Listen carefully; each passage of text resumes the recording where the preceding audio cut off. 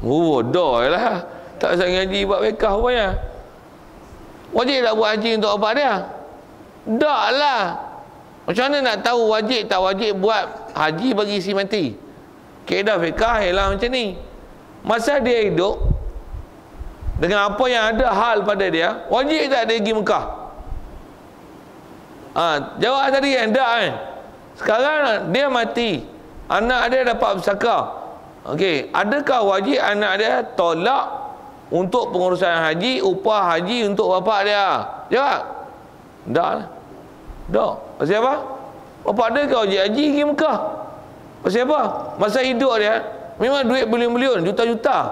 Tapi hukum tak aman perjalanan kerana hukum tak ada kuasa pada maknawi, kerana kena bayar cukai apa? Cukai lebih untuk dapatkan visa. Dan jangan tak ada ini hukum dalam fiqah. Memang dalam kitab sebut. Tunggu ni sebut dalam kitab ni. Nak sebut kata syarat hisi maknawi tu. Kat Malaysia, tuan-tuan pergilah kursus haji mana pun, tak ada seorang ustaz cerita macam ni. Pasal apa? Memang tahu haji tak lagi benar cerita tu. Kalau ada cerita itu, tuan-tuan tahu apa macam ni? Pakat tak pergi habis. Kalau saya tak ni pakai tak pergi habis, mudah kita tak pergi. Itu kan. Dan macam mana pun mudah tak mudah nak kata macam ni. Hukum mesti dicerita dengan jelas. Tu mesti lah. Pula tu kata kena satu lagi macam ni. Bila hukum dah cerita jelas, dia kena faham macam ni. Dah kata cukai tu tak sepatutnya diambil. Nak sebut gini lah kan. Kalau kata ada orang tanya, di Arab Saudi ni adakah dia negeri yang melaksanakan Islam dengan cara Islam yang betul? Jawab. Tidaklah. Antara tidak tu, apa dia? Jawab. Kerana dia mengenakan cukai bagi setiap walaupun orang Islam nak masuk negeri dia. Kalau orang kafir, ada hukum tu. Orang kafir nak masuk negeri Islam, ada hukum. Yang tu yang kita dalam fiqah dia panggil jizyah. Dan jizyah ni kalau ikut dia bukan cukai, jizyah lah. Maksudnya dia satu bayaran yang mesti orang kafir kena bayar kepada kerajaan Islam bila orang kafir nak masuk dalam negara Islam. Negara Islam ni tau. Orang kafir masuk negara Islam baru kena bayar. Dan bayaran tu bayaran nama dia jizyah. Cuma kadang-kadang orang guna bahasa cukai jizyah. Dan dia bukan cukai. Pasal apa bukan cukai? Pasal dia ialah bayaran yang memang ada perintah syarak suruh orang kafir bayar. Mana-mana suruhan ada kena bayar, tu tak dipanggil cukai. Zakat tak panggil cukai zakat, cukai fitrah orang tak panggil cukai kepala. Dak. Tu terah lah, bukan cukai kepala. Jizyah bukan cukai jizyah. Jizyah ialah jizyah. Tapi cukai lebih ialah cukai. Nak dapatkan apa tu tadi? Nak dapatkan visa ialah cukai. Jadi asal nak sebutnya ialah kata tadi. Jadi Arab Saudi ni kalau orang tanya, dia ni ikut Islam betul ke? Tak. Pasal apa? Pasal dia mengenakan cukai hatta kepada orang Islam. Tak betul. Sepatutnya atas kaedah Islam, mana-mana orang Islam masuk negara Islam kena bayar cukai ke? Tak ada. Jadi saya sebut tu tujuan nak antaranya nak kata apa? Nak cukai dan nak sebut kata apa?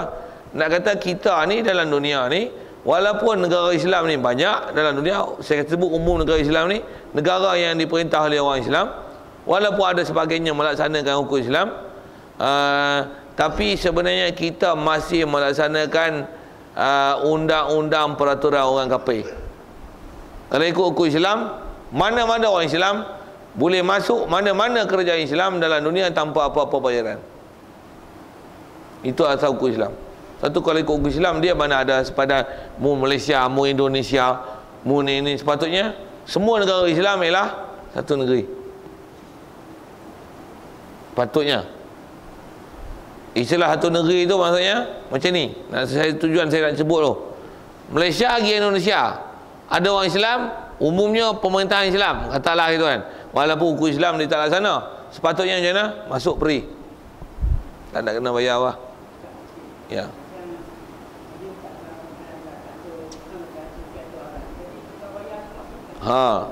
Bagus soalan tu. Bayar tu macam mana?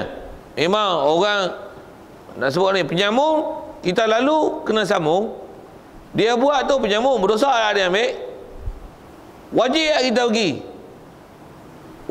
Wajib bagi tak? Kalau boleh jangan lalu. Tapi terpaksa lalu. Tu kena bagi tak? Tak wajib bagi. Kalau tak bagi, mampu bagi dah. Tu kena bagi tak? Terpaksa bagi. Jadi bila terpaksa bagi, soalan atas soalan, berdosa tak bagi? Dah lah. Situ. Satu kaedah kita dalam syarak, mana-mana yang kita memang tak mau bayar, tapi terpaksa bayar. Macam saya sebut di awal tadi, cukai pintu.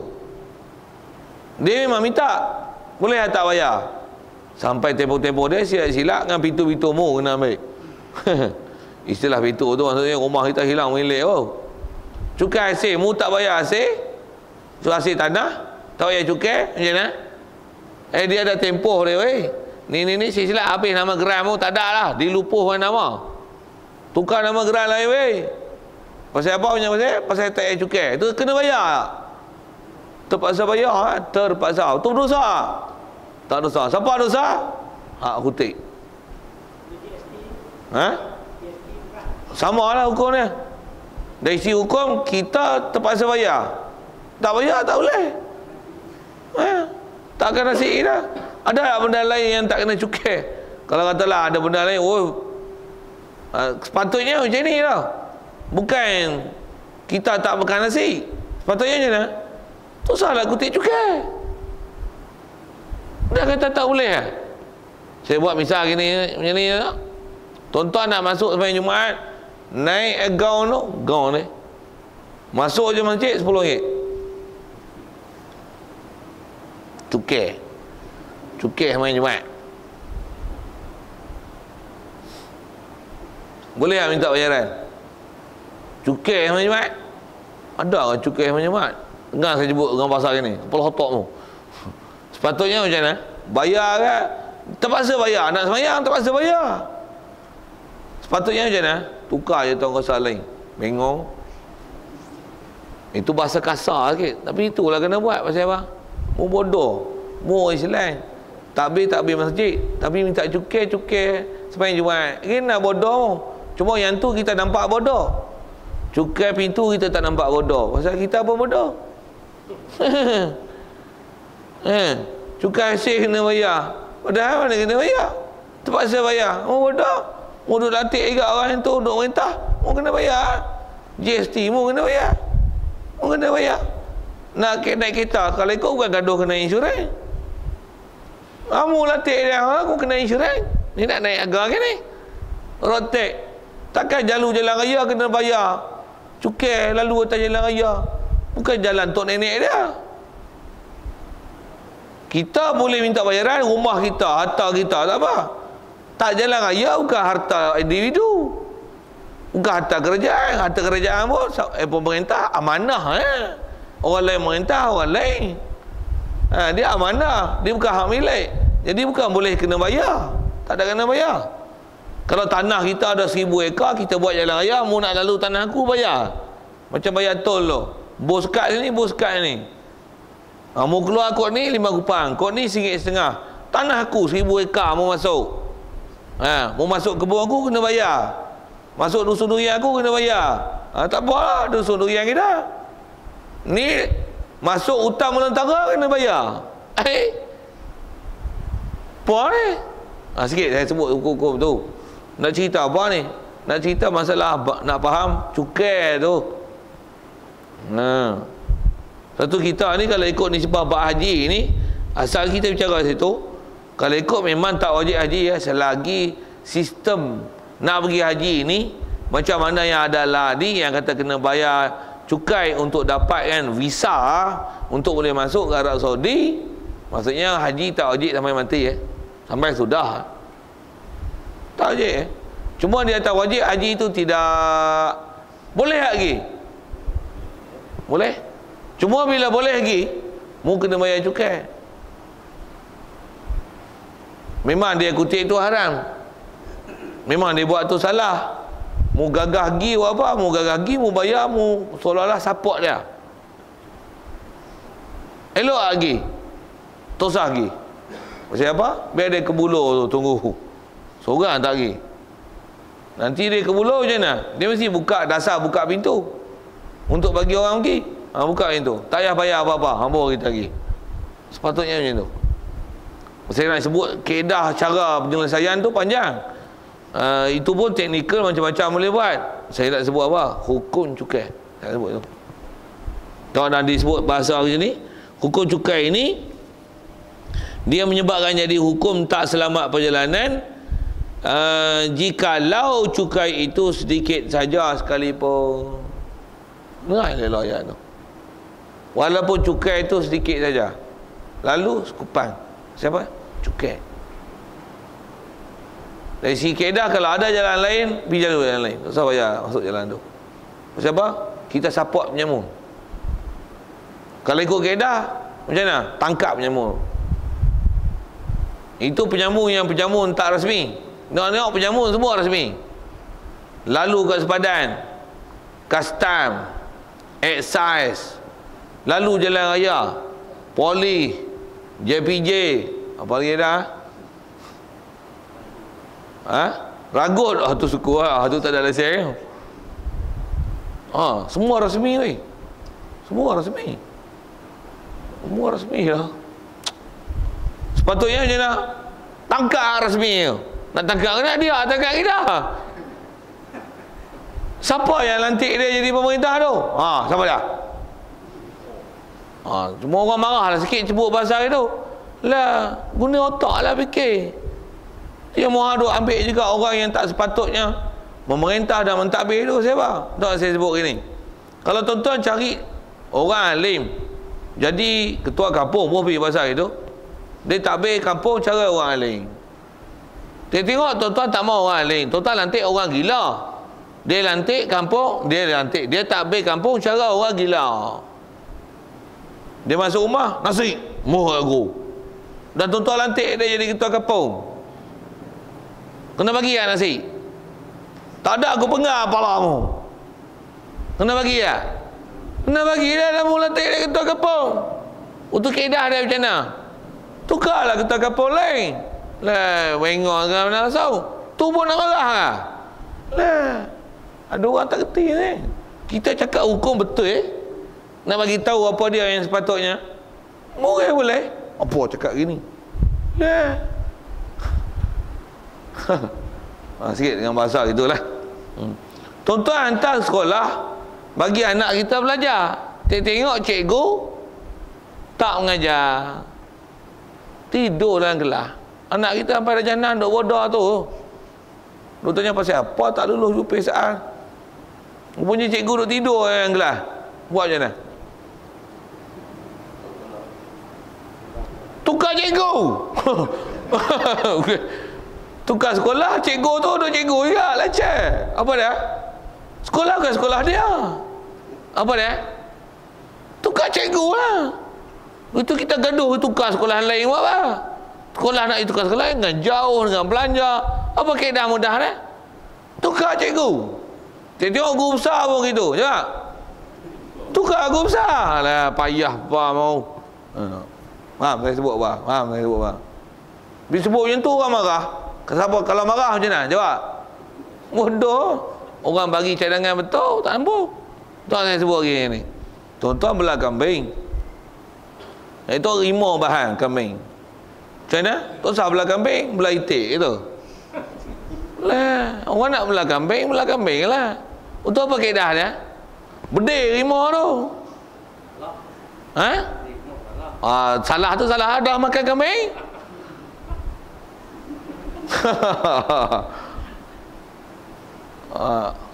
Saja-saja pergi bedil rimau tu memanglah dia ada hukum undang-undang Malaysia. Itu pun bedil rimau salah. Rimau ke kambing, mu bayar kambing tu. Kambing lah tu sekor 800. Bedil rimau kena 3,000. Kena. Yang buat cara bodoh. Sikit lah saya nak syarah aku tu. Asyik saya nak cerita tu mana betul mana salah tu ya. Dan bagaimana dari segi teknikal untuk menyelesaikan dia. Ni pun kita cerita Pak Haji. Itulah. Asal cerita Pak Haji. Satu kita mengaji ni tuan, kalau saya punya pesan untuk guru dulu lah. Ramai kita duk ngaji tu guru dia ajar, walaupun baca kitab tu setek. Kitab nipis kan saya. Kitab pun kita akidah. Sambil itu ada fiqh, bab haji. Cerita pun bukan cerita bab haji secara khusus, tapi dia sebut bab cukai. Nak kata haji ni wajib kalau aman perjalanan, ada kuasa boleh pergi. Jadi kalau tak aman perjalanan dengan sebab penyamun ataupun cukai, tak wajib pergi. Walaupun cukai sebut sikit ya, tapi bab cukai faham semua. Pi tak mana pun. Pasal apa?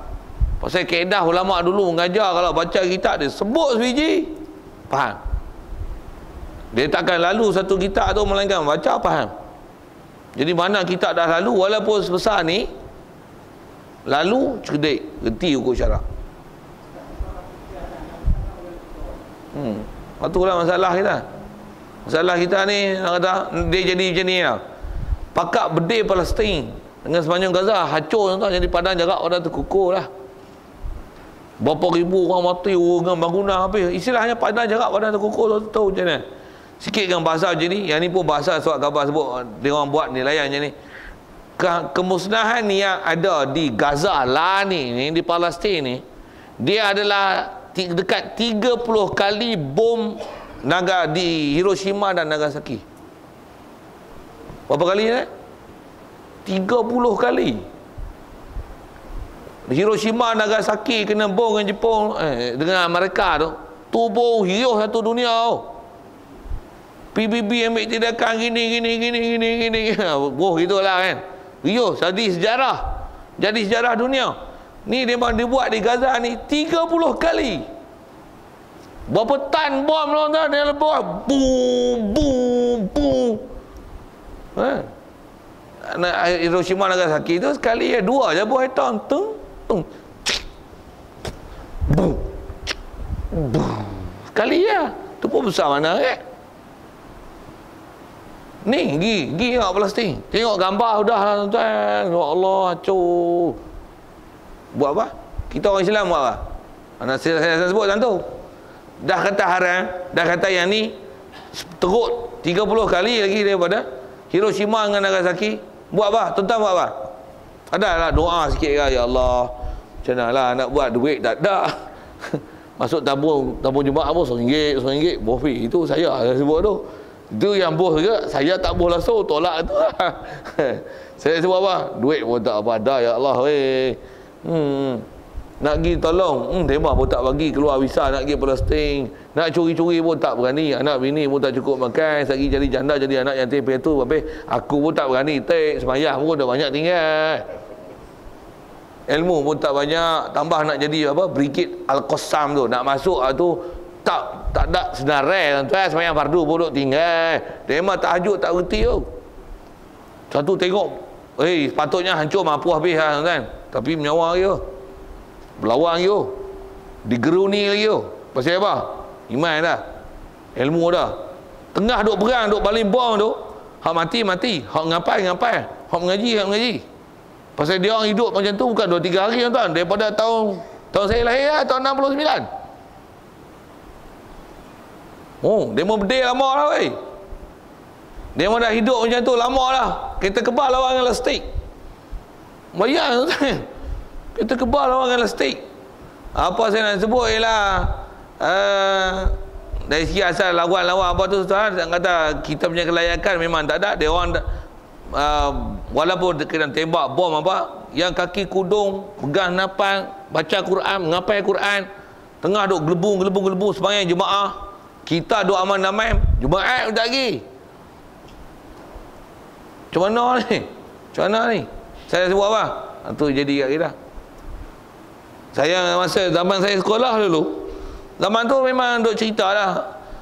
Ada zaman saya sekolah dulu, sampai ada nyanyi lagu peringkat kebangsaan lah kan. Apa? Munir ditembak, penuh luka. Apalah, adalah dulu lagu-lagunya. Saya nak cerita apa? Maksudnya cerita Palestin ni bukan cerita lama, baru, cerita lama lah. Saya nak cerita hari ni, masa saya zaman sekolah menengah lagi, ada penceramah duk cerita macam ni. Dia kata orang Islam dalam dunia ni, dari segi ramai dia, dengan Yahudi Israel yang duduk sebelah Palestin tu, kalau satu dunia ni pergi kat Palestin tu, pakak ludah seorang sekali. Pergi, ludah. banjir puak-puak Yahudi kat sebelah Semenanjung Gaza tu. Mapuh kan dengan apa? Air liur orang Islam ni. Tapi apa jadi? McDonald makan ya.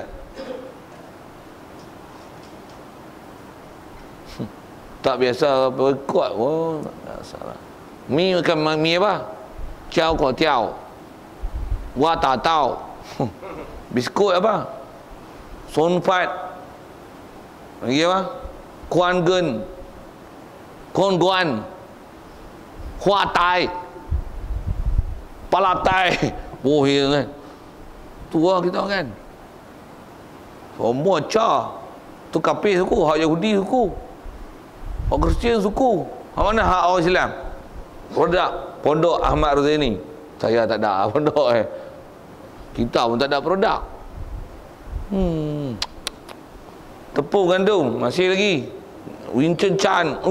Ciao. Jadi dia kata dah tahu haram, buat apa tak bayar aja, buat apa tak ubah. Itu orang Islam kita macam mana? Dengar saya sebut. Dulu saya sebut steam saya nak guna bahasa ni. Blur. Kadang bodoh tak mengaji. Orang duk ngajar saja. Gila nak habis jam bunyi tak berhenti gitu.